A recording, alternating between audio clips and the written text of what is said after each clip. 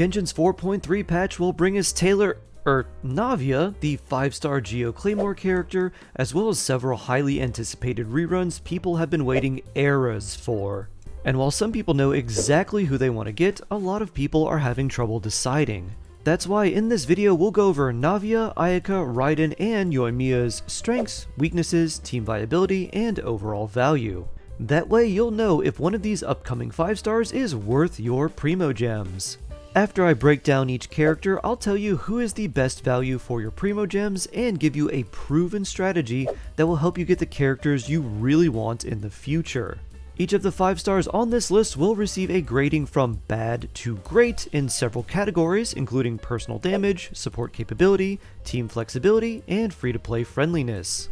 I'll also recommend characters that would make good teammates for these 5 stars, since you often need specific characters to really unlock the power of a limited 5-star character. But as always, if you know who you really want already, then wish for them. This is a guide to help clarify what the patch 4.3 limited 5-star characters can do well and what they struggle with, so you'll be prepared to solve any problems that arise when you play them. Just know that Navia is a new 5-star character, so we'll still need to test her to fully understand how good she is, but based on the info we have, we can still give her a proper evaluation. With that said, let's begin the grading with the ever-fashionable Demoiselle of Destruction, Navia. Navia is an on-field Geo Claymore damage dealer that specializes in using her Gunbrella. And no, I didn't stutter, her umbrella literally has a built-in shotgun that is meant to dispatch enemies with highly damaging blasts of Geo. Navia's main source of damage comes from her skill, which has 2 charges. Her skill deals damage in front of her, and you can also aim it at enemies. The unique aspect of her skill is how the crystallized reaction created from Geo reacting with Pyro, Cryo, Hydro, or Electro increases her skill's damage. Her skill tracks the number of crystallized shards your party picks up, and each of these crystallized shards created by Geo reactions will make Navia's skill hits harder.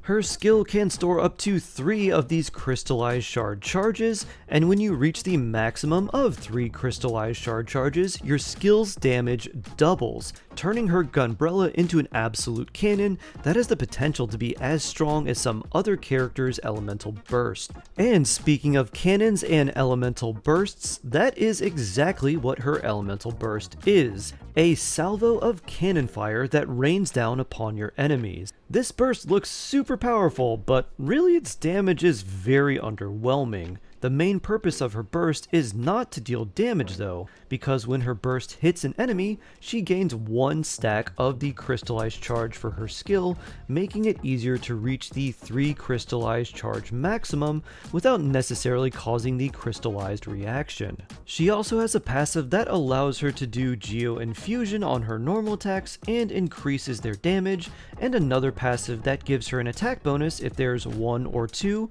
Pyro, Cryo, Hydro, or Electro characters in the party. Navia is a fairly strong character, but she is heavily reliant on the crystallized reaction and the other members of her team. For these reasons, you will not want to run her in a mono Geo team, since that will not let you consistently create crystallized reactions, and that will not give you the bonus attack from her passive ability. So, how good is Navia?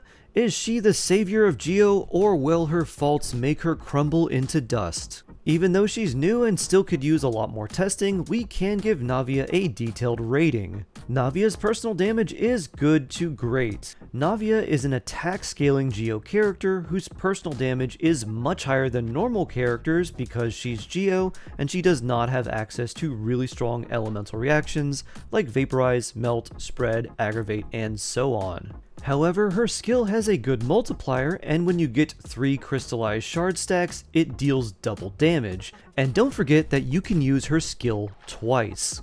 That being said, her burst's damage is quite low comparatively, and her normal attacks are good, but not amazing. Navia is definitely a character that will feel fun since she can unleash tremendous amounts of damage with her skill, and you'll definitely see people flexing her damage in showcases just like they do with Eula.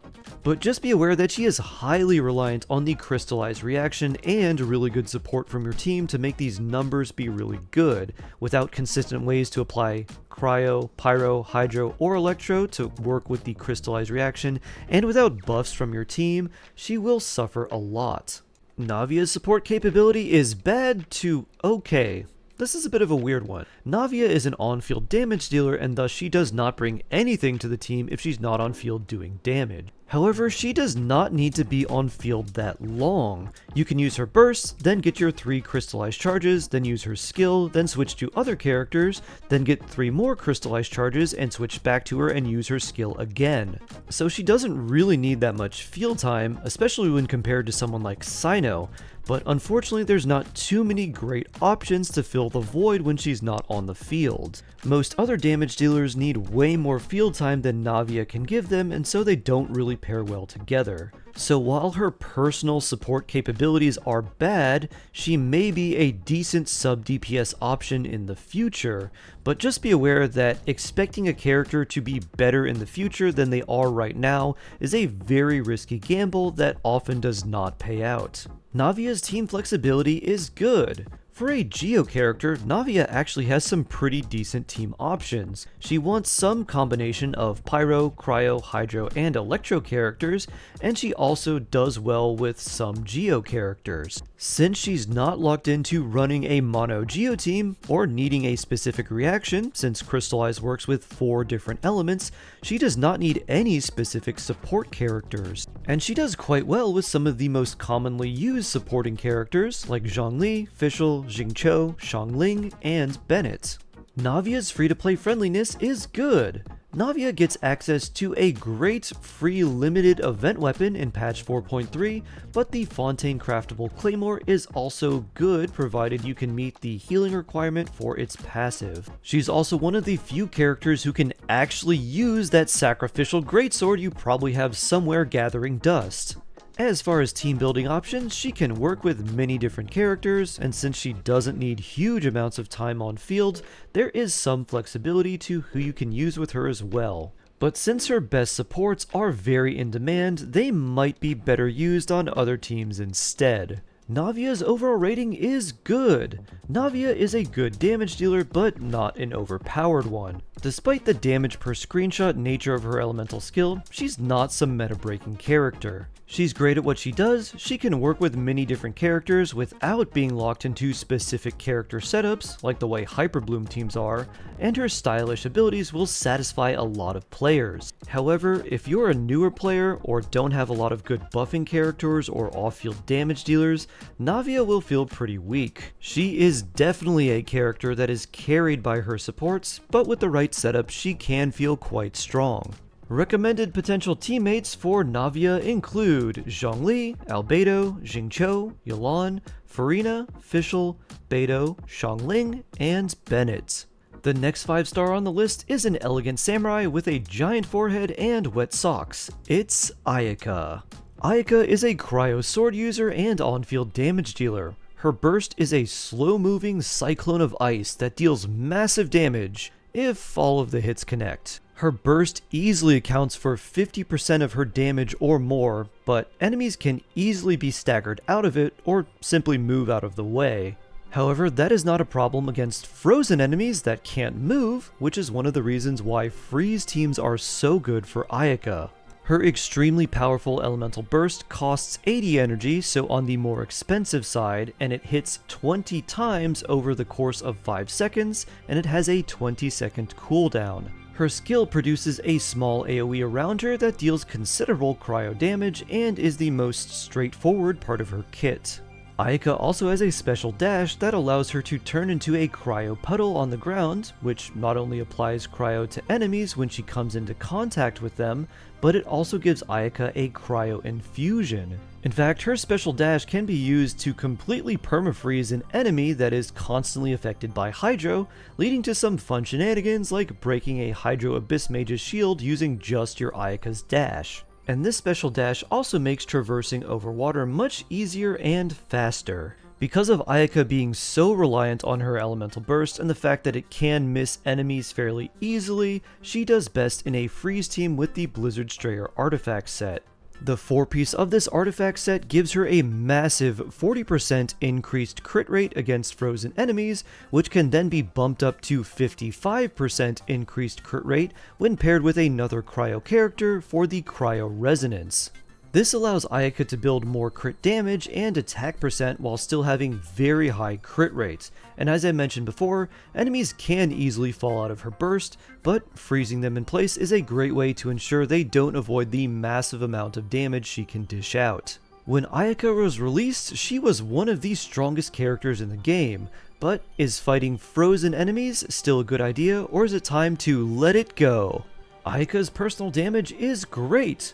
Her burst is one of the hardest hitting abilities in the game, dealing over 4,000% damage at talent level 10. That being said, if her burst misses or if enemies avoid most of the hits, her DPS goes down the drain. So her damage is pretty much all front loaded with her elemental burst.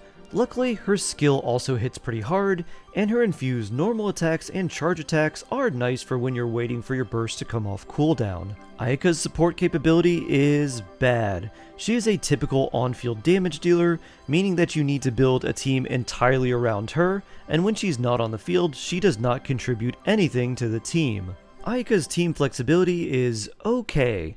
Ayaka can be used in something like a melt team, but her best place is in a freeze team.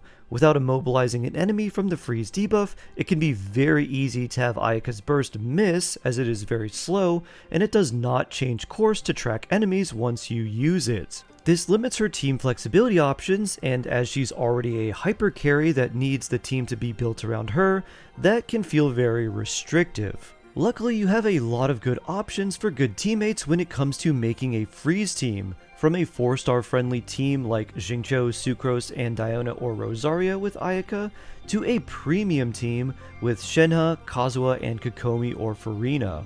Ayaka's free-to-play friendliness is okay. Ayaka is great on her own due to her high damage output and will feel great as a strong on-field DPS even for players who haven't built up a lot of their rosters yet. The craftable 4-star sword, the Amanoma Kageuchi, is also a great weapon for her, and the Fontaine craftable sword, the Finale of the Deep, is also a great option if you can meet Ayaka's energy recharge needs and the healing needs to keep the passive on the sword up. However, there are a lot fewer characters that work really well with Ayaka, making her free-to-play friendliness not quite as good as other characters. Ayaka's overall rating is good. Ayaka is an incredibly strong damage dealer that doesn't need several in-demand supports like Bennett or Fischl to hit really hard. Ayaka's main downsides are that so much of her damage is tied to her elemental burst, and that can be inconsistent outside of freeze teams. The other downside is that Ayaka's teams often require a lot of investment to perform similarly to lower investment teams like a typical Hyperbloom team. She may have less options available to her if you want to play her optimally, but because she hits really hard and brings her own cryo infusion, most players will still find her fun even in less than great setups. Recommended teammates for Ayaka include Xingqiu, Yelan, Kokomi, Furina, Sucrose, Kazuha, Layla, Diona, Rosaria, and Shenhe. Our next 5-star is one that people have waited an eternity to rerun. It's the Raiden Shogun. Raiden is a polearm-wielding electro damage dealer that works on-field and off-field. Most people will know her for her on-field damage role, but her off-field damage playstyle does work particularly well in a Hyperbloom team. Especially since there are not too many good characters that can reliably hit the Dendro cores to proc the Hyperbloom reaction off-field. Raiden's kit can seem a bit overwhelming if you try to read it, so let me simplify it for you. Raiden's normal attacks are not needed for her kit, as you don't even need to level them up for her to deal great damage. Raiden's skill summons an electro ring with an eye that follows behind you and your characters and can be kept up permanently. This skill has two major functions. The first is that this skill will do a coordinated electro attack in a small AoE about once per second when your active character attacks. And this aspect of the skill is what makes Raiden a good candidate for creating the Hyperbloom reaction, since she doesn't even need to be on the field for the attack to trigger. Just know that this skill will not trigger against enemies that are shielded like Abyss Mages, so that's kind of a bummer. The second function of her skill is that it allows her to accumulate stacks whenever you receive an energy particle or a character uses their elemental burst. These stacks increase the amount of damage her elemental burst does. And Raiden's burst is definitely what she's most known for because that's where she pulls a giant sword out of her chest. Raiden's burst uses all of these stacks you've accumulated from your elemental skill and then converts those stacks into a stronger initial hit of her burst. In her elemental burst state, her normal and charge attacks are infused with electro and considered to be elemental burst damage. This is the reason why you don't need to level her normal attacks, because they don't actually affect her in this state at all. This does bring about some weird properties though, because while in her burst form, Raiden cannot trigger Beto's burst, but Xingqiu and Yulan's burst will still work. So again, that's just Genshin being inconsistent with their wording, but at least she works with those broken Hydro supports, so we'll take that as a win. She also generates flat energy for your team whenever she hits an enemy in her burst form, and she has infinite interruption resistance in this state. This means that she still takes damage in her burst form, but she can keep attacking like nothing is even touching her. So how good is Raiden? Is she still the excellent almighty Narukami Gosho, God of Thunder, or does she need to spend more time meditating in the plane of Euthymia? It's time to give Raiden a rating. Raiden's personal damage is great. She can hit really hard with her elemental burst, especially when paired with the Emblem of the Severed Fate artifact set and other characters that have high energy costs burst. She can also do great damage off-field in a Hyper Bloom team when built with tons of elemental mastery. And I should also say that her damage is great at C0 and without her signature weapon. Her second constellation is incredibly powerful, but it will not increase your damage by 60% like some people think. It will realistically increase your on-field damage by about half of that, which is still massive, but that also means that you're spending enough primogems to get 2 other C0 5-stars just to make Raiden stronger. For some people that is totally worth it, but just know that Raiden is still absurdly strong without any constellations. Likewise, you really don't need her signature weapon. It is undoubtedly great for her, but the catch is a free-to-play option that also has tons of synergy with Raiden, and it is the best free-to-play weapon in the game. So don't feel forced to go for her Constellation 2 or her signature weapon if you want her to deal great damage.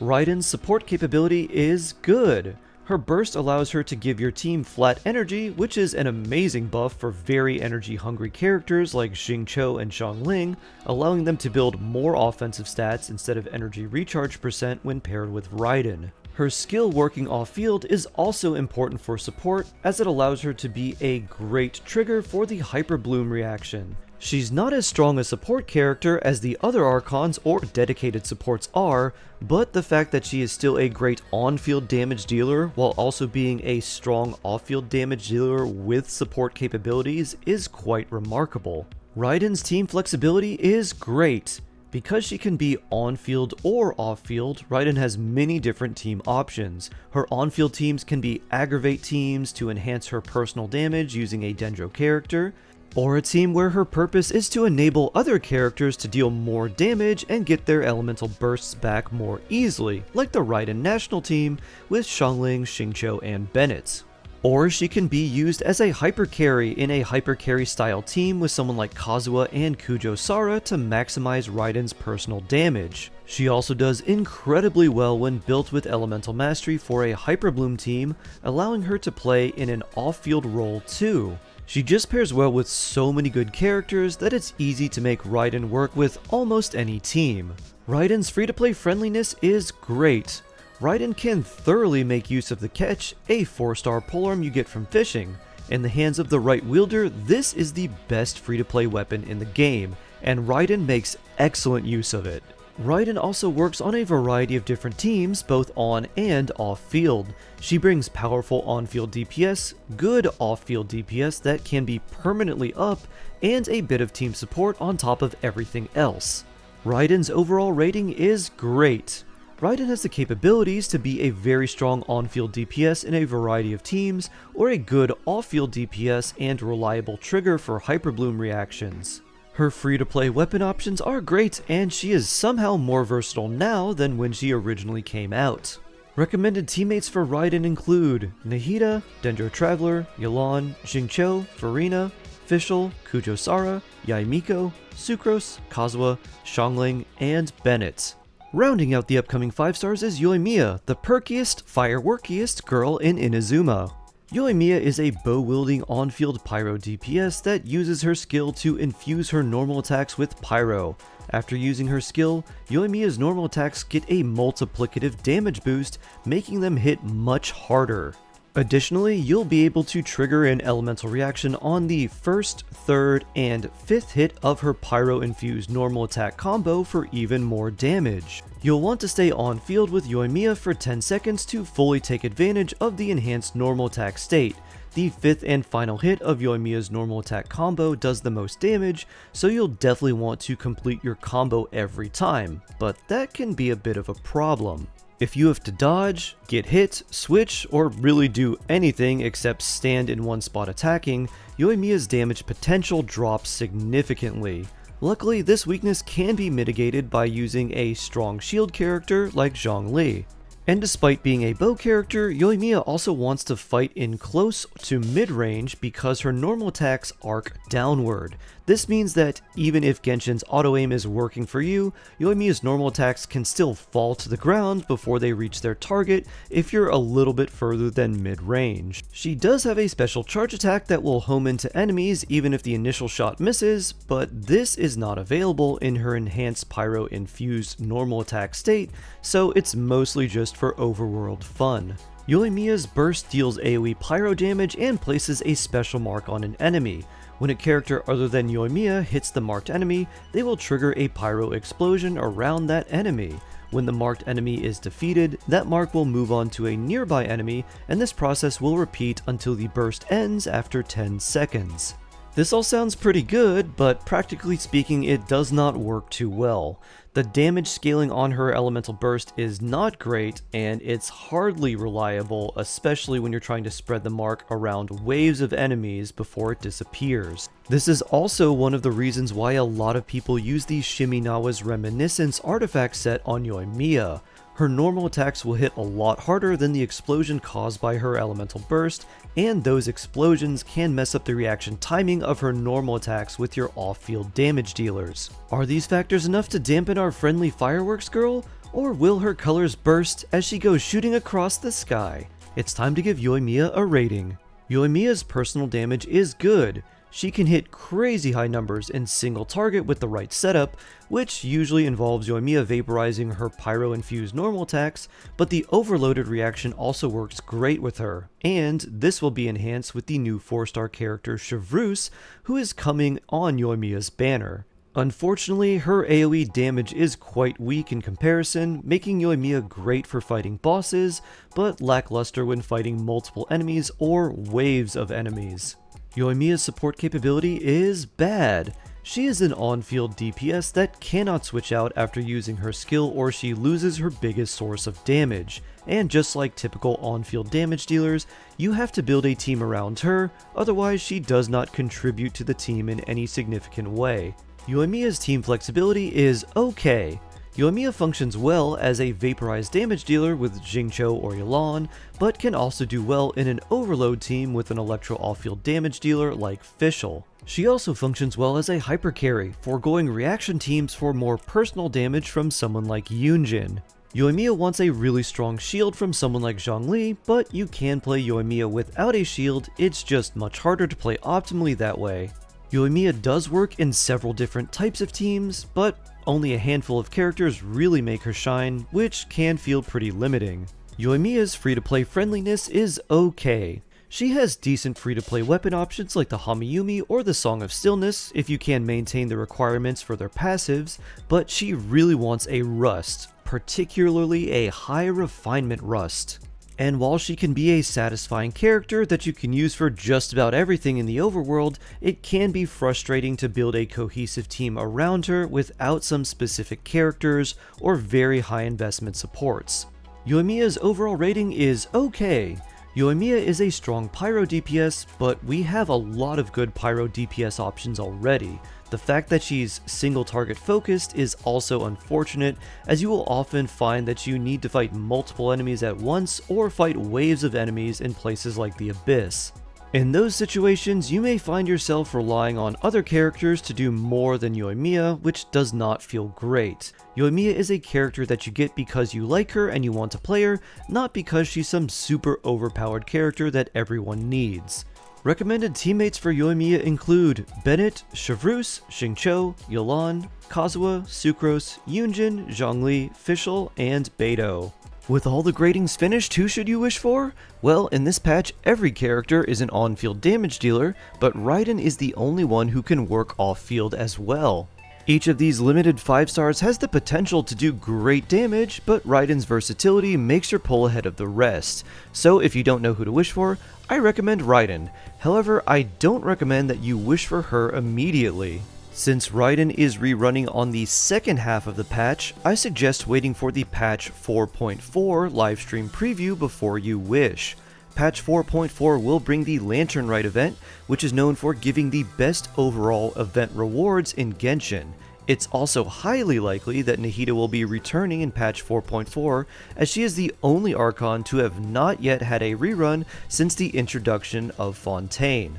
If Nahida does end up rerunning and you want both Raiden and Nahida but can only get one, I recommend going for Nahida. She is one of the best characters in the game, and she's an incredibly strong support while also being a great off-field damage dealer. On top of everything else, she is also very free-to-play friendly.